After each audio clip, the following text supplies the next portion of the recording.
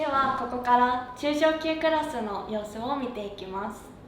実際の授業を見ながら私が気をつけたポイントなども一緒にお話ししていきます。おはようございます。週末はどうでしたか？はい、はじめにコース目標についてお話しします。コースの目標を最初の段階で決めることはとても大切です。これは最初にコースが終わった時に生徒は何ができるようになるのかという目標を決めておくことで、そこから逆算して筋の通った効率的な授業を組み立てることができるからです。今回私が立てた目標は4つあります。事前に生徒に答えてもらったアンケートの結果ももとに生徒のニーズも踏まえた授業としています。そして本コースでは毎日一つ文化のトピックを扱っていて、文化について学び、話し合うとてもインタラクティブな授業が展開されています。今回取り扱った文化のトピックは画面にある通りです。今回のビデオではデイ9の落語に関する中小級クラスの様子をお見せします。いつもの通り授業の初めの10分くらいは発音の練習をしています。なるべく自然な日本語で話せるようになるためにアクセントやへの字カーブを意識した練習をしています。この日に扱った例文はその授業の数日前に私が実際にレストランにその日空いていますかと電話をかけた時に使った文章たちです。このように実際に母語話者が使うような表現を取り扱うようにしています。じゃあ最初発音の練習です。まず今日は電話で話す時、お店に例えばレストランとかに電話して聞きたいことがある時の発音をやります。じゃあまず1個目、すみません、お聞きしたいのですか？そうそう、お聞きしたいのですが、お聞きしたいのですが、そうそう、じゃあ聞いてください。すみません、お聞きしたいのですが。すみません、お聞きしたいのですか？いいね。すみません、お聞きたい。お聞きしたいのですか？そう、いいねいいね。すみません、お聞きしたいのですか？すみません、すみません、お聞きしたいのですが。すみません、お聞きしたいのですが。お聞きしたいのですが。お聞きしたいのですか？そうそうそう、いいね。じゃあみんなですみません、お聞きしたいのですが。はい、いいですね。次にこの日は金曜日だったので1週間を振り返ってもらいました。この1週間で何ができるようになったか、まだまだ足りないところは何か、その足りないところを補うために来週は何をするかといったことを自分の言葉で説明する機会を取りました。じゃあちょっと振り返りましょう。先週何ができるようになりましたか？1週間目と比べて。話すのはもっと自然に話すことができるだと思う。前にこればっかしこれだと、でも今普通にできるだと思う。すごい、よかったよかった、成長しました。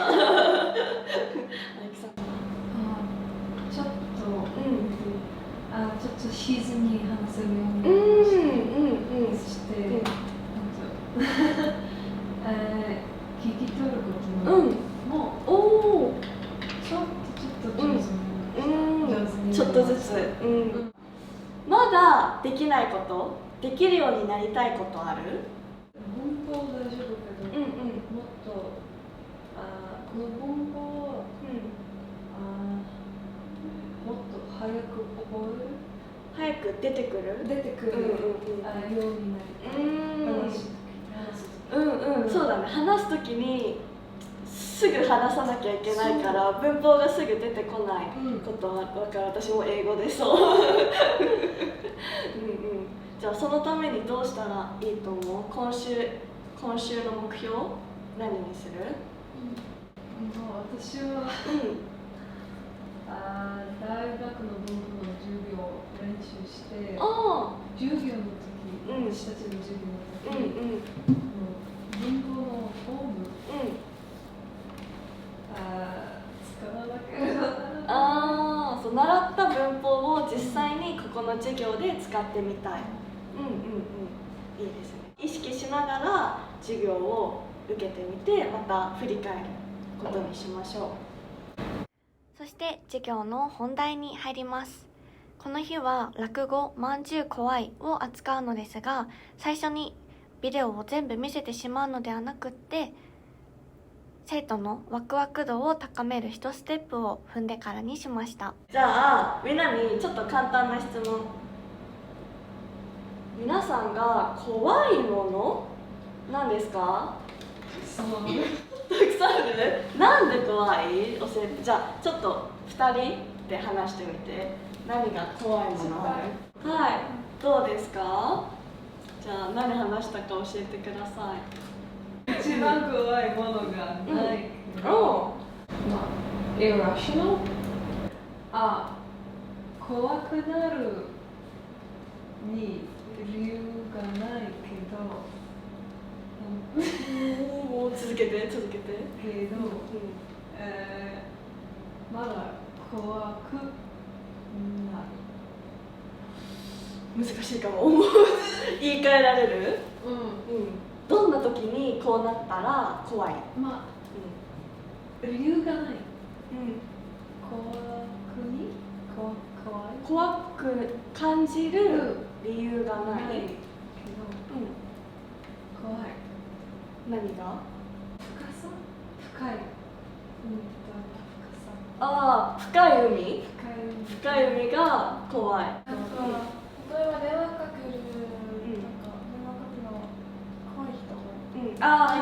なんか電話すると多分全然大丈夫だけど、本当に怖くてなんか今なんて言う怖すぎてでも本当にやめに怖くないしてるのに超怖い。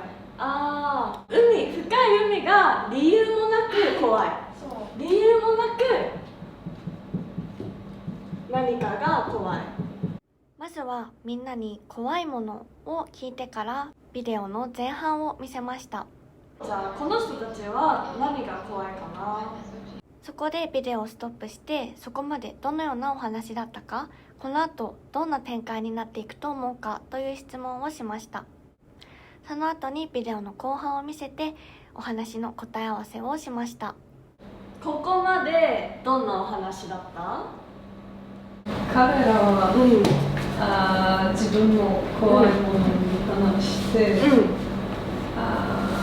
人が、私は何を。じゃあこの後どうなると思う？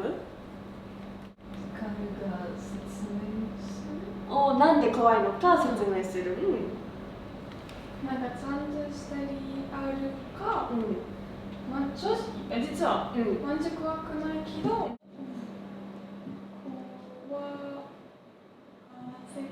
怖がらせたい。なんかまんじゅう持ってきて、実は怖くないけど食べたい。戦略ですよ。確かに。そしてどんなお話だったかを一人一人説明してもらいました。じゃあ続きを見てみようね。正解でした。どんなお話だった？結局。この話は、彼は嘘をついて彼の利益のために。利益のために。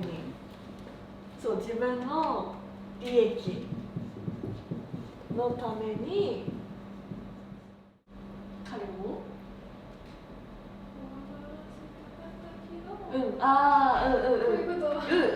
ちょうどいい。怖がらせたかったけど、騙されたのは、5人。そうなんか逆に、そしてお話の確認をした後はまんじゅう当てゲームをしました。1時間目にまんじゅう怖いの話を聞いたから、今度はみんなのまんじゅう当てゲームをします。とか嫌いなことを2つ、実は好きなものが好きなことを1つ心の中でまず決める。3つ全部で。で次にみんなに3つの嫌いなものことをその理由と一緒に説明してください。でその残りのみんなは実は好きなものがどれか当ててください。分かった？じゃあちょっと時間あげます。考えてください。嫌いなもの。1番目は雷、2番目はマシュマロ、3番目は冷たい水。嫌いなもの？はい、嫌いなもの。じゃあそれぞれ理由をお願いします。雷はうるさくて激しくて、怖くて、あんまり好きじゃない。2番目マシュマロは甘すぎて、甘すぎて、食感と味も変だと思って苦手です。そうそうそう。シュワシュワ、ムシムシ。幼稚園の頃に食べたことある。なんかみんな違うなんかって感じ。で最後は冷たい水なんか飲みたかったら冷たい水飲むとなんか強すぎるなんか冷たいからなんか普通のものっていうルームテンプレーチャーで言うんだけど常温。そうそう、これの方がいいと思う。じゃあちょっとみんなに見てほしいものがあります。その後に実際の落語の動画を見せ、気づいたことを話し合ってもらいました。これ今の何ですか？そして簡単に落語の説明をした後に、生徒の国ではどんなお笑い文化があるか教えてもらいました。じゃあみんなの国でお笑い？どんなお笑いの形式がある？その後はまんじゅう怖いの怖いに関連づけて少し怖めの落語のお話を一緒に見ました。いいね。じゃあ次もう一個別の怪談話にちょっと似てるのを見てみます。内容の確認をした後は主人公に対するメッセージも考えてもらいました。どんなお話でしたか？じゃあ今この主人公に何か伝えたいこと、メッセージ。死神に神の感じも入ってるから、人間として、もっと頭がいいとかズルできるとか思うな。なんか神を超えられると思うな。超えられないからやめたらいいと思います。確かに。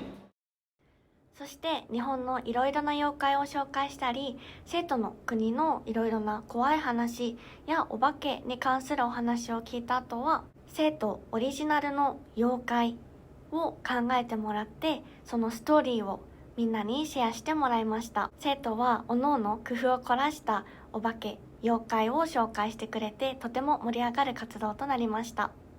授業の流れをまとめるとこちらの表のようになります。教師が一方的に知識を与えるのではなくって、生徒からいかに発話を引き出せるかが鍵だと思います。生徒が話したいと思えるようなトピックや質問を考えてみてはいかがでしょうか。いかがでしたでしょうか？もし気になること、質問などがあればぜひ私たちにご連絡ください。コメントや質問いつでもお待ちしております。